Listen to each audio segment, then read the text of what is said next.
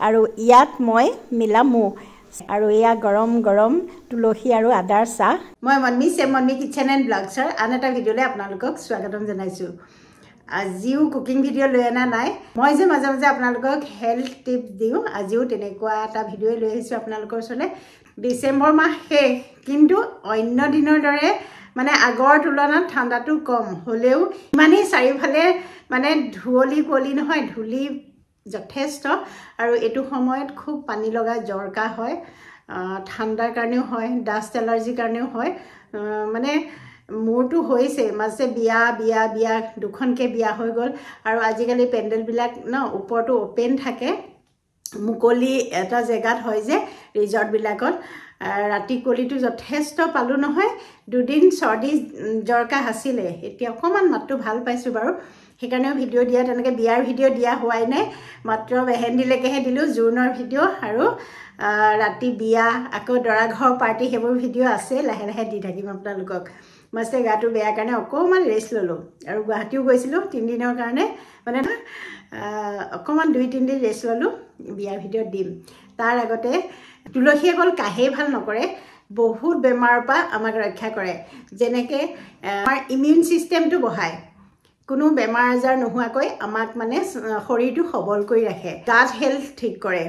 bed cholesterol নাইকিয়া কৰে আমাৰ যদি কাৰোবাৰ ল' প্ৰেছাৰ আছে সেইটো মেইনটেইন কৰে তাৰোপৰি ইনফেকশ্যন ভাল কৰে আমি সকলোৱে জানো মুখত ঘা লাগিলেও ভাল কৰে বা মাউথ ৰিফ্ৰেছাৰ নিচিনাকৈ আমি ব্যৱহাৰ কৰিব পাৰোঁ তুলসীৰ বিভিন্ন ধৰণৰ গুণাগুণ আছে তাৰ মাজত আৰু এটা হ'ল ৱেট লছ আমি যদি ৰেগুলাৰ তুলসীৰ ৰস খাওঁ বা তুলসী চাহ খাওঁ আমাৰ ৱেট লছ জাৰ্নিটো তুলসীয়ে যথেষ্টখিনি সহায় কৰে আমি ফেচ পেক হিচাপেও তুলসী ব্যৱহাৰ কৰিব পাৰোঁ বা হেয়াৰ পেক হিচাপেও তুলসী ব্যৱহাৰ কৰিব পাৰোঁ আৰু মই কণ্টিনিউ এইকেইদিন ঠাণ্ডাকালি খাই আছোঁ এটা চাহ আৰু এটা কথা চাওক আমাৰ ঘৰত তুলসী তেনেকৈ নহয় কি যথেষ্ট ফুলো কৰোঁ আপোনালোকে দেখেও কাতি বিহুৰ দিনা প্ৰত্যেক বছৰে এটা এটা তুলসী পুলি লগাওঁ কিন্তু সেই তুলসী পুলিটো যত্ন কৰিও ৰখাব নোৱাৰোঁ মানে বেছি ডাঙৰ নহয় মৰি যায় এনে তুলসী পাতৰ অভাৱ মোৰ দৰে যিসকলৰ তুলসী পাতৰ অভাৱ সেইসকলৰ তুলসী পাতৰ পাউডাৰ কিনিবলৈ পায় কিনি ল'ব পাৰে আৰু মই এইবিলাক প্ৰডাক্ট সদায় নেচাৰ চিয়'ৰ প্ৰডাক্টেই ব্যৱহাৰ কৰোঁ আগতেও আপোনালোকক দেখুৱাইছোঁ আৰু তুলসী পাউডাৰটো মোৰ নেচাৰ চিয়'ৰে আছে দেখাম ৰ'ব এইটো হৈছে নেচাৰ চিয়'ৰ তুলসী পাউডাৰ ইয়াত কোনো ভেজাল নাই আপোনালোকে সৰু ল'ৰা ছোৱালীকো খুৱাব পাৰে যদি তুলসী গছৰ অভাৱ আপোনালোকে এই পাউডাৰটো কিনি ল'ব পাৰে আৰু মই কেনেকৈ ব্যৱহাৰ কৰোঁ আপোনালোকক দেখুৱাম ৰ'ব আৰু কিয় নিভেজাল বুলি কৈছোঁ চাওক কিয়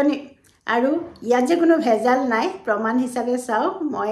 ইয়াত চাৰ্টিফিকেট এখন লগাই দিছোঁ এইটো হৈছে নেচাৰ চিয়'ৰ তুলসী পাউডাৰ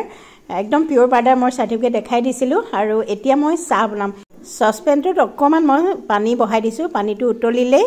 ইয়াৰ নেচাৰ চিয়'ৰৰ 1 চামুচ মই তুলসী পাউডাৰ দিম আপোনালোকে চাহো মিলাব পাৰে মই চাহ মিলোৱা নাই আজি লগত অকণমান আদা দিছোঁ যিহেতু মোৰ মাতটো বহি আছে চৰ্দি লাগিছে আদা আৰু তুলসীয়ে মাতটোও ভাল কৰে আৰু কাহটোও ভাল কৰে আৰু ইয়াত মই মিলাম মৌ